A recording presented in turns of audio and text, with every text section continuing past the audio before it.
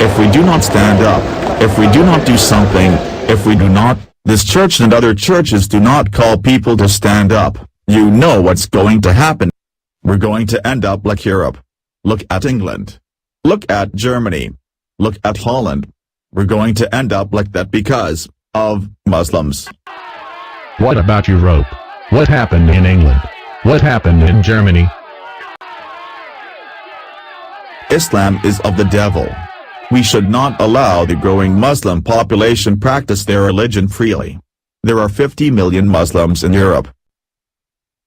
It will turn into a Muslim continent in a few decades. In 1970, there were 100,000 Muslims in the U.S. In 2008, the population grew to 9 million Muslims. Islam brings turmoil and civil oppression.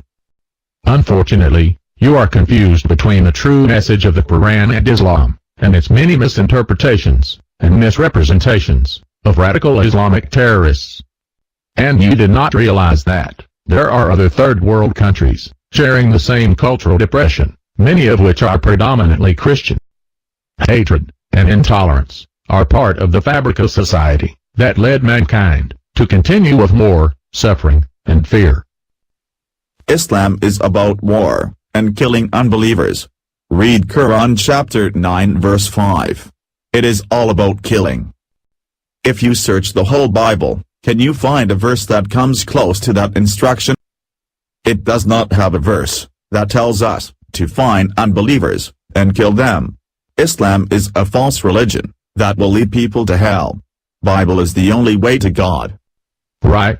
Except for Deuteronomy, chapter 17 verse 12, Exodus 22, verse 19, 2 Chronicles, 15 verse 12 to 13, Deuteronomy, chapter 13 verse 7 to 19, Deuteronomy, chapter 17 verse 2 to 5, Numbers 25, verse 1 to 9, and on, it goes. You will recognize them by their fruits. The treatment of other religions by Islam must be judged by a simple test. How did the Muslim rulers behave for more than 1,000 years when they had the power to spread the faith by the sword? Well, they just did not. For many centuries, the Muslims ruled Greece. Did the Greeks become Muslims? Did anyone even try to Islamize them? On the contrary, Christian Greeks held the highest positions in the Ottoman administration. The Bulgarians, Serbs, Romanians, Hungarians, and other European nations lived at one time or another under Ottoman rule and clung to their Christian faith.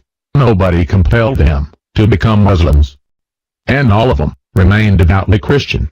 As is well known, under Muslim rule, the Jews of Spain enjoyed a bloom, the like of which the Jews did not enjoy anywhere else until almost our time. Poets like Yehuda Halevi wrote in Arabic, as did the great Mennonites. In Muslim Spain, Jews were ministers, poets, scientists.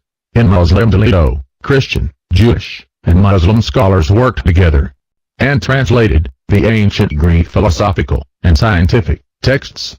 That was, indeed, the Golden Age.